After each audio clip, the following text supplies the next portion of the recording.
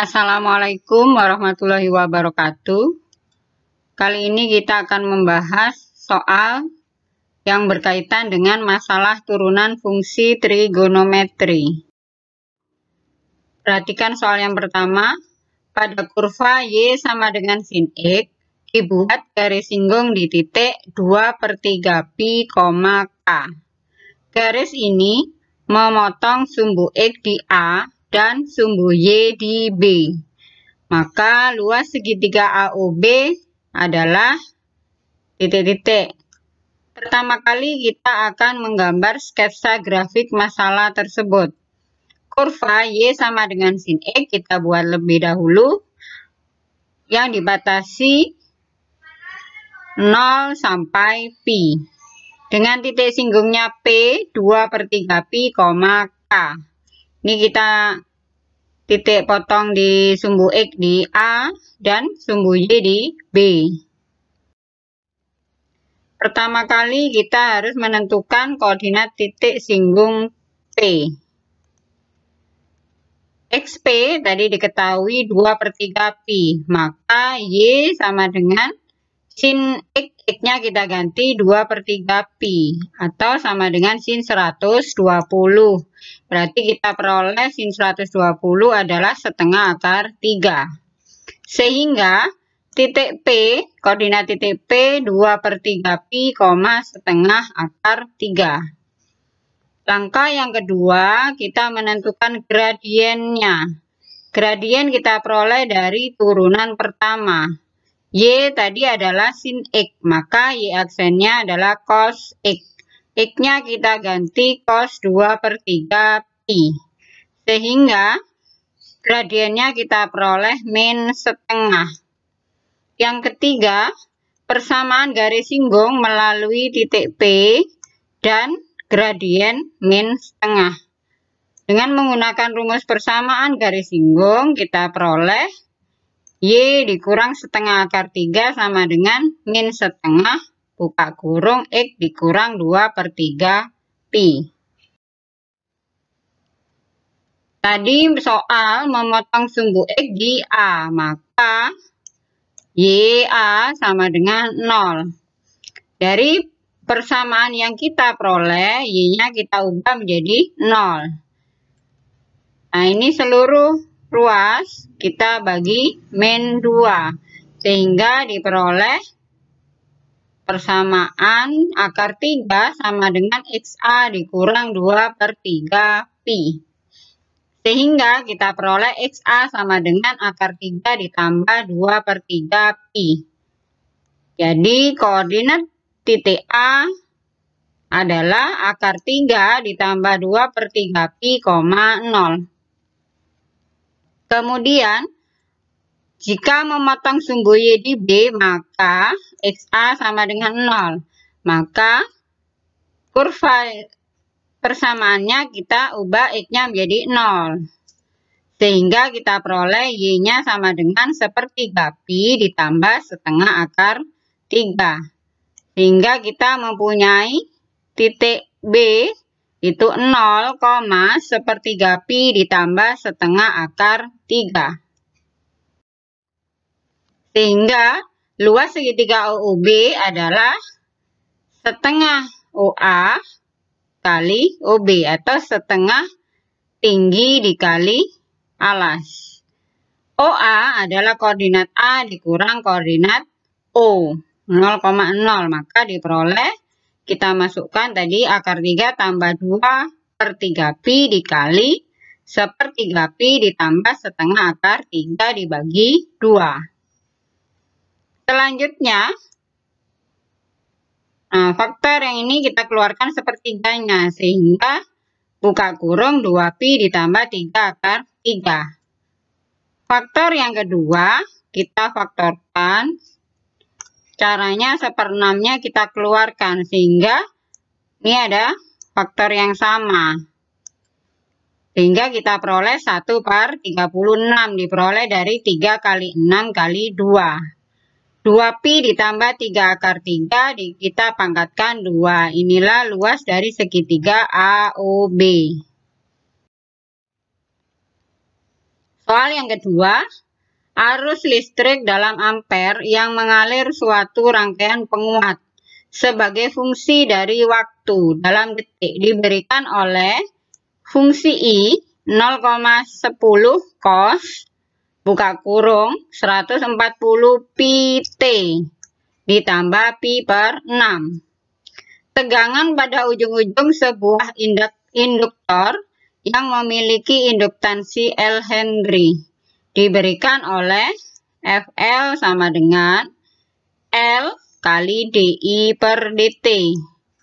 Jika induktansi induktor L sama dengan 2 mH, maka besar tegangan pada ujung-ujung induktor adalah VL, di sini adalah tegangan.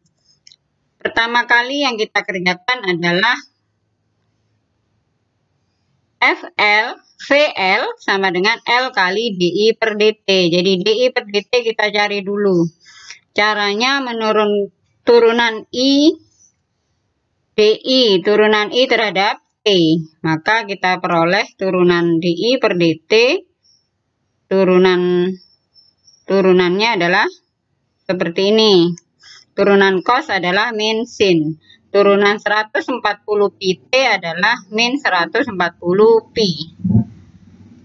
Karena di ujung-ujung induktor, maka T sama dengan 0. Jadi T-nya kita ganti 0. Sehingga DI per DT ketemu min 7 pi.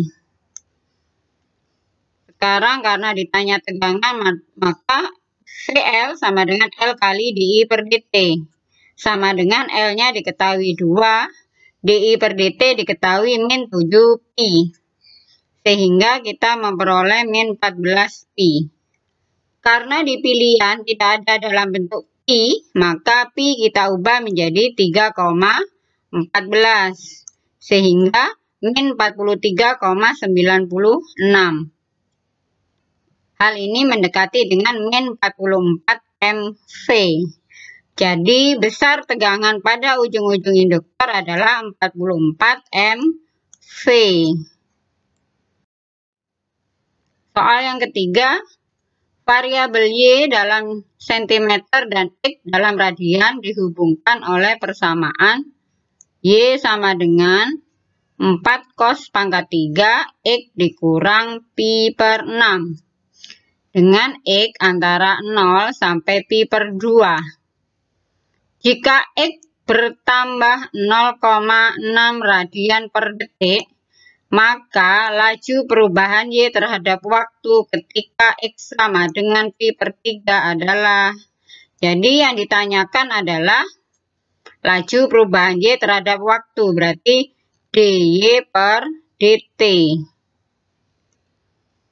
Jika X bertambah 0,6, bertambah berarti mengalami perubahan 0,6 radian per detik. Berarti dx per dt sama dengan 0,6. Y 4 cos pangkat 3 X dikurang pi per 6. Maka kita cari dulu dy per dx-nya. Kita peroleh seperti ini. Untuk X sama dengan pi per 3, maka dy per dx kita peroleh min 9 per 2. Dengan memasukkan X-nya pi per 3. Karena yang ditanya dy per dt, maka kita peroleh dy per dt sama dengan dy per dx kali dx per dt. Tinggal kita masukkan. Sehingga kita peroleh min 2,7 cm per detik. Jadi laju perubahan Y terhadap waktu ketika X sama dengan pi per 3 adalah min 2,7 cm per detik. Soal yang keempat, sebuah partikel bergerak sepanjang suatu garis sehingga pada saat T dengan T antara 0 sampai pi, posisinya diberikan oleh ST sama dengan min cos T dikurang T kuadrat per 2 ditambah 10. Kecepatan partikel ketika percepatannya 0 adalah Nah, diketahui akar 3-nya adalah 1,73 Pi 3,14. Karena yang ditanyakan kecepatan, jadi kecepatan sama dengan turunan dari jarak. Jadi S aksen T, turunan kita turunkan min 2 cos T itu 2 sin T. Min T kuadrat per 2 kita turunkan menjadi T. Plus 10 kita turunkan 0. Ketika percepatannya 0, berarti AT sama dengan 0. AT adalah turunan pertama dari V. Jadi ini kita turunkan. 2 cos T dikurang 1 sama dengan 0. Min 1 pindah ruas sehingga cos T sama dengan setengah. Cos T sama dengan setengah. Berarti cos berapa nilainya setengah adalah Pi per 3. Kalau sudah, kita masukkan ke V. V persamaannya 2 sin T dikurang T. T-nya kita ganti Pi per 3. Jadi sin Pi per 3 adalah setengah akar 3. Seperti ini menjadi akar 3 min Pi per 3. Karena Pi sudah diketahui 3,14, maka kita ubah menjadi 3,14 dibagi 3, kita peroleh 1,047. Sehingga 0,683. Ini mendekati 0,69. Inilah kecepatan partikel adalah 0,69. Terima kasih.